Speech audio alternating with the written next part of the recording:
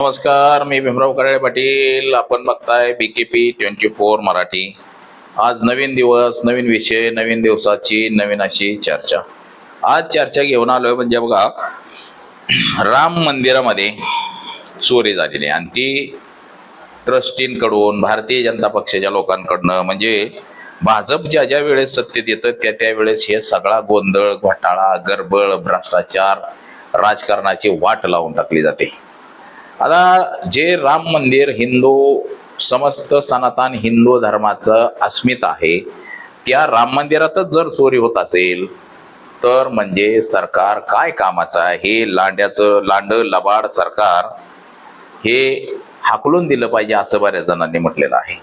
आता नेमकं राम मंदिरामध्ये किती पैशाची चोरी झाली, या प्रकरणी कोणाला पकडलं गेलेलं आहे, काय झालेलं आहे, या सगळ्या प्रश्नांवरती आज आपण चर्चा करणार आहोत. तर आपण जर सगळा व्हिडिओ पाहिला तर आपल्या लक्षात येईल की नेमकं राम मंदिरामध्ये किती पैशाची चोरी झालेली आहे, काय झालेलं आहे, हे आपल्या सगळं लक्षात येईल.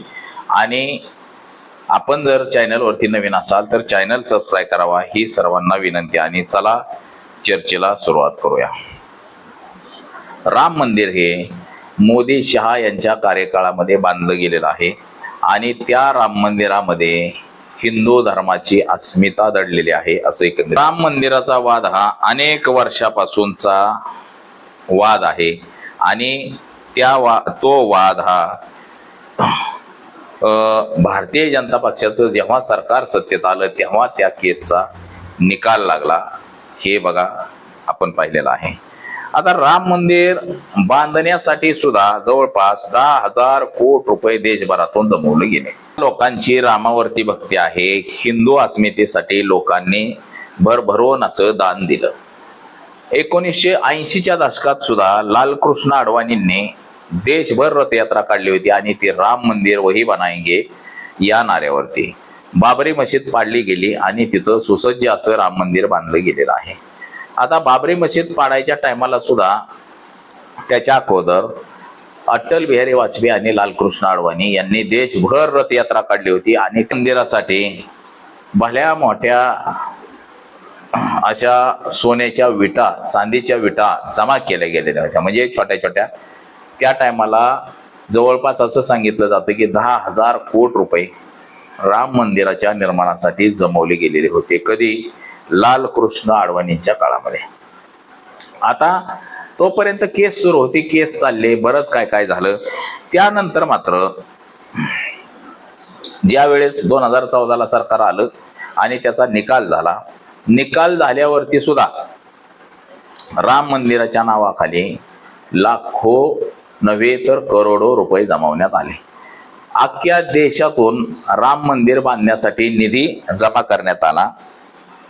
तो सक्तीनुसार जिथं जिथं सरकार आहे तिथं तिथं मोठ्या प्रमाणामध्ये निधी गेला आणि असं सांगितलं जातं की जवळपास 10-12 हजार कोटीच्या वरती निधी राम मंदिर बांधण्यासाठी जमवला गेला. मग गोष्ट अशी आहे की 2000 म्हणजे 1980 सालापासून जो राम मंदिर बांधण्यासाठी जो निधी जमवला गेला होता, चांदीच्या विटा दिल्या गेलेल्या होत्या, ह्या 1980 पासून जो पैसा जमवला गेला, हा पैसा नेमका गेला कुठं, ह्याच्यावरती सुद्धा सुशंका जमा व्हायला सुरुवात झाली होती. त्यानंतर मात्र सुसज्ज असं राम मंदिर बांधलं गेलं. नरेंद्र मोदींच्या हस्ते त्याची पूजा अर्चा सुद्धा करण्यात आली होती. आता त्यानंतर असं झालं की आता राम मंदिराला देणगी ही मोठ्या प्रमाणामध्ये उपलब्ध होऊ लागली. मोठ्या प्रमाणामध्ये देणग्या यायला लागल्या राम मंदिराला. आणि बघा आता त्याचं समाजवादी पक्षाचे जे नेते अखिलेश यादव यांनी एक ट्विट केलं की राम मंदिराचे पैसे चोरीला गेले. आता पैसे चोरीला गेल्यानंतर त्याचा हळूहळू तपास सुरू झाला. आता त्यामध्ये पुन्हा SIT नेमली गेली. गुन्हा दाखल नाही, काय नाही, SIT मात्र नेमली गेली. त्या उत्तर प्रदेशमध्ये आजवर 80 ते 90 SIT नेमलेले आहेत आणि काही SITचा रिपोर्ट सध्या तरी आलेला आपल्याला दिसलेला नाही. असंच आता राम मंदिरामध्ये जे काही लोकांनी दान दिलेलं होतं, म्हणजे आतापर्यंत जे दान दिलेलं होतं ते सगळ्या चांदीच्या विटा गायब झाल्या, सोन्याच्या विटा गायब झालेल्या आहेत. जवळपास 200 कोटी रुपये रोख रक्कम ही सुद्धा गायब झालेली आहे. आता ह्याच्यामध्ये SIT तपास करते आणि SITनं सुद्धा काय म्हटलेलं आहे ते सुद्धा आपण बघणार आहे त्याच्यातच समाजवादी पक्षाचे जे काही नेते आहेत त्यांनी काय काय म्हटलेलं आहे हे सुद्धा बघू आपण आता. 7 जून 2026 मध्ये समाजवादी पक्षाचे नेते पवन पांड्या यांनी चढवण्यात आलेल्या कोट्यावधी रुपयांच्या सोनं चांदीच्या विटा ह्याच्यामध्ये गडबडी झाल्याचा त्यांनीच आरोप केलेला आहे त्या पवन पांडेंनी, किंवा मी हे चढवलेलं गेलंय नेमकं कुठं. तर आता ह्याच्यामध्ये असं झालं की 13 जून 2026 ला चढाव्याची जी रक्कम आहे ही मोजणारा जो कर्मचारी आहे लवकुश मिश्रा म्हणून, याच्या घरावरती त्या SITने छापा टाकला. आता SIT नेमलेली आहे ना, त्याच्या घरावरती छापा टाकल्यानंतर त्याच्या घरातल्या कपाटातून गोबरच्या ढिगाऱ्याखाली लपवलेले 10 लाख रुपये सापडले. त्याचबरोबर लवकुश सोबत आणखी एका कर्मचाऱ्याला त्या SITनं ताब्यात घेतलेला आहे. दोघांचा पगार आहे 18 ते 20 हजार रुपये. पण तपासात असं समोर आलेलं आहे की एकाकडे जवळपास 1.5 कोटीची जमीन तर दुसऱ्याकडे 40 लाखाचा फ्लॅट आहे. म्हणजे ह्यांच्या नावावरती भली मोठी अशी संपत्ती आहे. आता SITनं चौकशी सुरू केलेली आहे. 3 सदस्यीय समिती आहे SITची. तर यामध्ये जे SIT नेमलेले आहे त्यामध्ये बघा लखनौ चे जे कमिशनर आहेत विजय विश्वास पंत, IG किरण यस आणि विशेष सचिव नील रत्न असे 3 सदस्यांची SIT समिती नेमलेली आहे. आता ही SIT 15 जूनला मंदिरात जाऊन 11 तास त्यांनी तपास केला. 11 लोकांची चौकशी केली, CCTV फुटेज तपासले.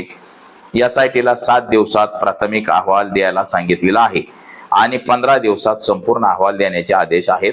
त्या पद्धतीने SIT पूर्ण तपास करत आहे. आता हे प्रकरण सुप्रीम कोर्टात सुद्धा पोहोचलेलं आहे.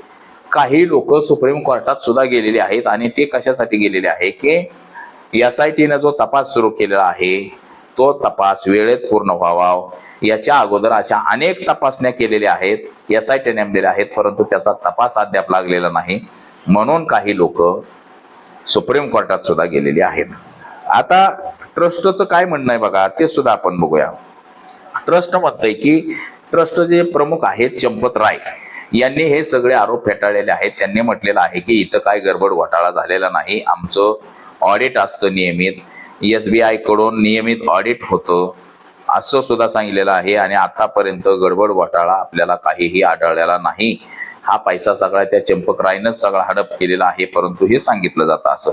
सध्या तरी रोख रकमेची चोरी झालेली नाही. कर्मचाऱ्यांच्या अचानक वाढलेल्या संपत्तीचा तपास हा SIT करते असं सांगितलं गेलेलं आहे आणि ह्याच्यामध्ये आमचा काहीही संबंध नाही असं चंपक राय यांनी सांगितलेलं आहे. आता हे जे SIT आहे ह्याच्यामध्ये एक IAS अधिकारी आहे, एक IPS आहे आणि एक सचिव म्हणजे वित्त विभागाचा सचिव असा नेमलेला आहे. आता यांनी मंदिरामध्ये जाऊन वगैरे वगैरे चौकशी केलेली आहे. बऱ्याच लोकांना ताब्यात म्हणजे 2 जणांना ताब्यात घेतलेला आहे आणि बऱ्याच लोकांची चौकशी केलेली आहे.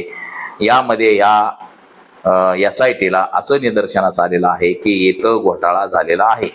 परंतु जे मंदिर विश्वस्त ट्रस्ट प्रमुख आहेत चंपक राय यांचं म्हणणं आहे की इथं अजिबात घोटाळा झालेला नाही, परंतु 200 कोटी रुपये या मंदिरातून लांपात झालेले आहेत. तर सोने, चांदी, हिरे, मोती हे सुद्धा या मंदिरातून गायब झालेलं आहे.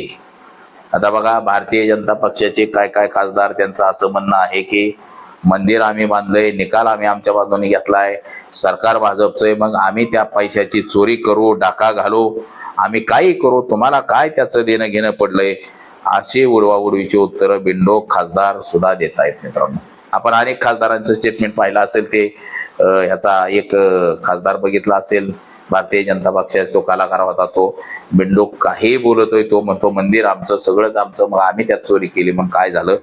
म्हणजे असं बोलणारी सुद्धा लोक आहेत ती. अरे बापानो, मग मंदिर तुमचं, सगळंच तुमचं आहे, मग तुम्ही हिंदूंच्या भावनाशी खेळता कशासाठी, असा सुद्धा लोकांनी प्रश्न विचारलेला आहे. आता सदर प्रकरण हे चांगलं वादात सापडलेलं आहे.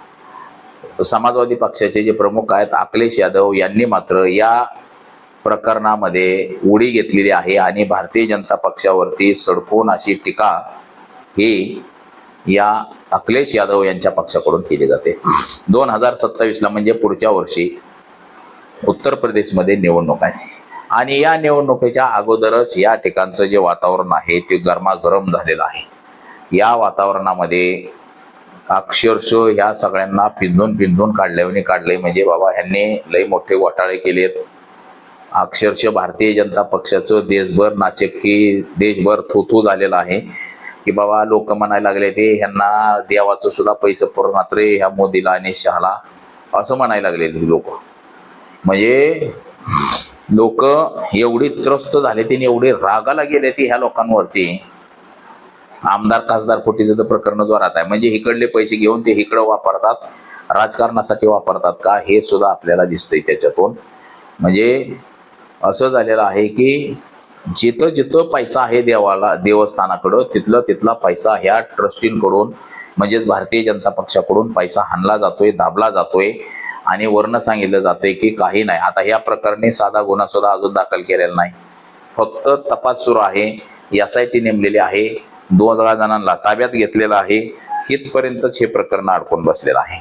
परंतु अद्याप तरी त्या सगळ्या लोकांवरती गुन्हे दाखल केलेले नाहीत. म्हणजे ज्यांच्याकडे आता तिथं कामाला असलेल्या कर्मचाऱ्याकडं कितीतरी संपत्ती गावली, मग ही सगळी संपत्ती त्या चंपकरायची आहे असं लोकांचं मत आहे. म्हणजे बघा, मंदिराचा पैसा सुद्धा ह्या लोकांना पुरत नाही. ह्याच्यापेक्षा दुर्भाग्य काय. तर हे सगळं भारतीय जनता पक्षाचं आणि RSS करता करवित आहे. भाजप जेव्हा सत्तेत येतं तेव्हा मोठमोठाली मंदिरं बांधली जातात आणि त्या मंदिरामध्ये जो जमणारा पैसा आहे तो सगळा भारतीय जनता पक्षाने RSSच्या कार्यालयाकडे जातो. हे आपण वारंवार पाहिलेलं आहे. तर बघा, हे या प्रकरणाची उच्चस्तरीय समिती नेमलेलीच आहे, परंतु चौकशी जी आहे मूळ ही मुळापर्यंत गेली पाहिजे, खोलात गेली पाहिजे. जर चौकशी व्यवस्थित झाली तरच ह्या प्रकरणाचा सोक्षमोक्ष लागेल, अन्यथा ह्याचा सोक्षमोक्ष लागणार नाही. हे नुसतं नावाला म्हणतील की चौकशी नेमली, हे केलंय ते केलंय, परंतु हे काहीही आपल्याला ह्याच्यामध्ये दिसणार नाही. चौकशी करून आरोपींवरती गुन्हे दाखल केले पाहिजे. जोपर्यंत गुन्हे दाखल होत नाहीत आणि जोपर्यंत हे जेलमध्ये बसत नाही, त्याची सखोल चौकशी होत नाही, तोपर्यंत काही नाही, लोकांना विश्वास सुद्धा बसणार नाही. परंतु जे अंधभक्त आहेत अजून बी, ती आंधळी माणसं असंच म्हणणार की मंदिर रामाचं, पैसा हिंदूंचा, मग हिंदूंनी त्यातला पैसा ढापला म्हणून काय झालं, असंच काही जण म्हणणारी सुद्धा लोक आहेत. म्हणजे यांचे जे विचार आहेत अतिशय गलिच्छ आणि घाण विचाराची काय लोक आहेत. म्हणजे ही परिस्थिती आज देशामध्ये अशी निर्माण झालेली आहे. देशात असंख्य देवळं आहेत. सोमनाथ मंदिर बांधलं गेलंय, राम मंदिर बांधलंय. नरेंद्र मोदी सरकारनं सत्तेत आल्यापासून फक्त मंदिरं बांधण्याचा धडाका लावलेला आहे. आपल्याला नवीन कुठं काही दिसत नाही, IT क्षेत्र दिसणार नाही, काही दिसणार नाही, पण मंदिरं मात्र भरपूर मोठ्या प्रमाणामध्ये बांधलेली आहेत. म्हणजे मंदिरं याच्यासाठी बांधलेली आहे की जोपर्यंत लोक अज्ञान होत नाहीत, लोक येडी होत नाहीत, तोपर्यंत आपली सत्ता कायमस्वरूपी टिकून राहणार नाही. म्हणून ह्या सगळ्या लोकांना मंदिराकडे लावण्यासाठी ही सगळी मोठमोठाली मंदिरं बांधलेली आहेत देशभर आणि लोकांना तिकडे येडं बनवून टाकलेलं आहे. तर आज एवढंच. माझा सहकारी कॅमेरामन अनिकेत सम, मी भीमराव कडाळे पाटील, BKP 24 मराठी, इंदापूर, पुणे.